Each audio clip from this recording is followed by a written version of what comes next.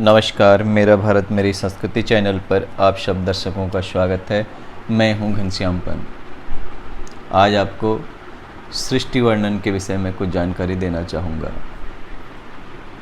भगवान रुद्र बोले कि हे जनार्दन, आप सर्ग, प्रतिसर्ग, वंश, मनवंतर एवं वंशानुचरित इन सब का विस्तार पूर्वक वर्णन कीजिए। तब श्रीहरि ने कहा कि हे रुद्र, सर्ग आदि के साथ ही पापों का नाश करने वाली सृष्टि, स्थिति एवं प्रलय रूप भगवान विष्णु की सनातन क्रीड़ा का अब मैं वर्णन करूंगा, उसको आप ध्यान से सुनें। नर नारायण रूप में उपास्य वासुदेव प्रकाश स्वरूप परमात्मा परब्रह्म और देवादिदेव हैं तथा इस जगत के सृष्टि, स्थिति एवं प्रलय के कर्ता हैं। यह सब जो कुछ दृष्ट अदृष्ट है उन भगवान का ही व्यक्त और अव्यक्त स्वरूप है। वही पुरुष एवं काल रूप में विद्यमान है। जिस प्रकार बालक क्रीड़ा करता है उसी प्रकार व्यक्त रूप में भगवान विष्णु और अव्यक्त रूप में काल एवं पुरुष क्रीड़ा करते हैं। उन्हीं लीलाओं को आप भी सुने। उन परमात्मा परमेश्वर का आदि और अंत नहीं है। वही जगत को धारण करने वाले अनंत पुरुषोत्तम हैं। उन्हीं परमेश्वर से अव्यक्ति की उत्पत्ति होती है और उन्हीं से आत्मा भी उत्पन्न होता है। उस अव्यक्त प्रकृति से बुद्धि, बुद्धि से मन, मन से आकाश, आकाश से वायु, वायु से तेज, तेज से जल और जल से पृथ्वी की उत्पत्ति हुई है। हे रुद्र, इसके पश्चात हिरण्मय अंड उत्पन्न हुआ। उस अंड में प्रभु स्वयं प्रविष्ट होकर जगत की सृष्टि के लिए सर्वप्रथम शरीर धारण करते हैं। तदंतर चतुर्मुख ब्रह्मा के रूप में शरीर धारण कर रजोगुण के आश्रय से उन्हीं देव ने इस चराचर विश्व की सृष्टि की। देव, असुर, मनुष्यों सहित यह संपूर्ण जगत उसी अंड में विद्यमान है।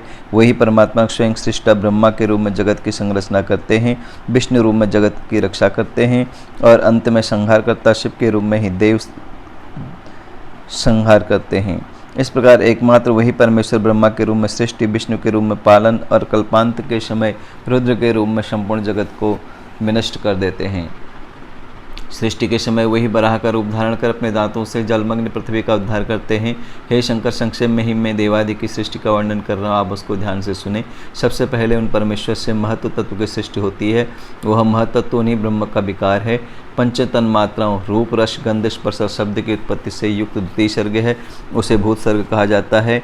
इन पंच तन मात्राओं से पृथ्वी, जल, तेज, वायु तथा आकाश रूप में महाभूतों की सृष्टि होती है। तीसरा वैकारिक सर्ग है। इसमें कर्मेंद्रिय और ज्ञानेंद्रियों की सृष्टि आदि है, इसलिए इसे ऐन्द्रिक भी कहा जाता है। इसकी उत्पत्ति बुद्धिपूर्वक होती है। यह प्राकृतिक सर्ग है।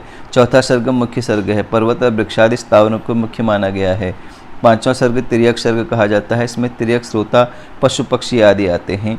इसके पश्चात ऊर्ध्व स्रोतों की सृष्टि होती है। इसे छठे सर्ग को देव सर्ग भी कहा जाता है। तदंतर सातवां सर्ग अर्वाक स्रोतों का होता है, यही मानुष सर्ग है।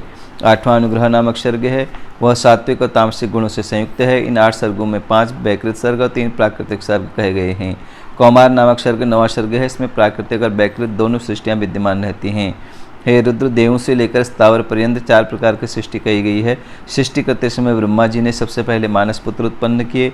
तदंतर देव, असुर, पितर और मनुष्य, इस सर्ग चतुष्टय का प्रादुर्भाव हुआ। इसके बाद जल सृष्टि की इच्छा से उन्होंने अपने मन को सृष्टि कार्य में संलग्न किया। सृष्टि कार्य में प्रवृत्त होने पर प्रजापति ब्रह्मा से तमोगुण का प्रादुर्भाव हुआ, अतः सृष्टि की अभिलाषा रखने वाले ब्रह्मा जी की जंघा से सर्वप्रथम असुर उत्पन्न हुए। हे शंकर, तदंतर ब्रह्मा ने उस तमोगुण से युक्त शरीर का परित्याग किया तो उस शरीर से निकली हुई तमोगुण की मात्रा ने स्वयं रात्रि का रूप धारण कर लिया। उस रात्रि रूप सृष्टि को देखकर यक्ष और राक्षस बहुत ही प्रसन्न हुए। हे शिव, उसके बाद सत्वगुण मात्रा से उत्पन्न होने पर प्रजापति ब्रह्मा के मुख से देवता उत्पन्न हुए। तदंतर जब उन्होंने सत्वगुण समन्वित अपने उस शरीर का परित्याग किया तो उससे दिन का प्रादुर्भाव हुआ। इसलिए रात्रि में असुर और दिन में देवता अधिक शक्तिशाली होते हैं। उसके पश्चात ब्रह्मा के उस सात्विक शरीर से पितृगुणों की उत्पत्ति हुई। इसके बाद ब्रह्मा के द्वारा उस सात्विक शरीर का परित्याग करने पर संध्या की उत्पत्ति हुई, जो दिन और रात्रि के मध्य अवस्थित रहती हैं। तदंतर ब्रह्मा के रजोमय शरीर से मनुष्यों का प्रादुर्भाव हुआ। जब ब्रह्मा ने उसका परित्याग किया तो उसको ज्योत्सना प्रभात काल उत्पन्न हुई, जो प्राक संध्या के नाम से जानी जाती है। ज्योत्सना, रात्रि, दिन और संध्या ये चारों उस ब्रह्मा के ही शरीर से उत्पन्न हुए हैं। तत्पश्चात ब्रह्मा के रजोगुणमय शरीर के आश्रय से क्षुधा और क्रोध का जन्म हुआ। उसके बाद ब्रह्मा से ही भूख प्यास के आतुर एवं रक्त मांस पीने खाने वाले राक्षसों तथा यक्षों की उत्पत्ति हुई। राक्षसों से रक्षण के कारण राक्षस कहा गया और भक्षण के कारण यक्षों को यक्ष नाम की प्रसिद्धि प्राप्त हुई। तदंतर ब्रह्मा के केशों से सर्प उत्पन्न हुए। ब्रह्मा के केश उनके सिर से नीचे गिरकर पुनः उनके सिर पर आरूढ़ हो गए, यही सर्पण है। इसी सर्पण गतिरोध के कारण उन्हें सर्प कहा गया। इसके बाद ब्रह्मा के क्रोध से भूतों का जन्म हुआ, इसलिए उन प्राणियों में क्रोध की मात्रा अधिक होती है। तदनंतर ब्रह्मा से गंधर्वों की उत्पत्ति हुई। गायन करते हुए उन सभी का जन्म हुआ था, इसलिए उन्हें गंधर्व और अप्सरा की ख्याति प्राप्त हुई। उसके बाद प्रजापति ब्रह्मा के वक्षस्थल से स्वर्ग और द्युलोक उत्पन्न हुए।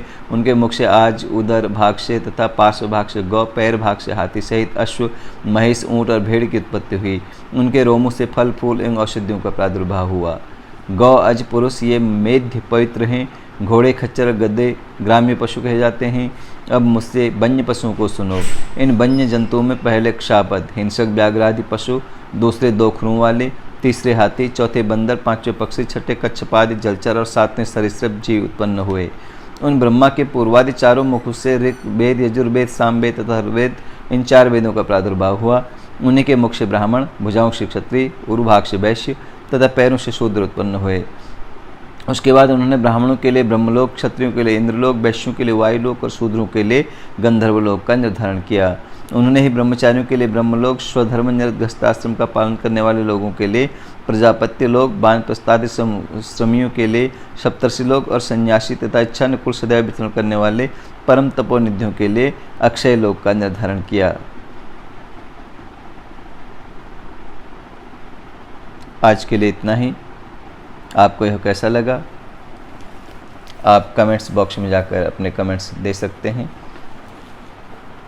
आगे की वीडियो में मानस सृष्टि वर्णन, दक्ष प्रजापति द्वारा मिथुन धर्म से जो सृष्टि का विस्तार किया गया था उसके बारे में जानकारी दी जाएगी।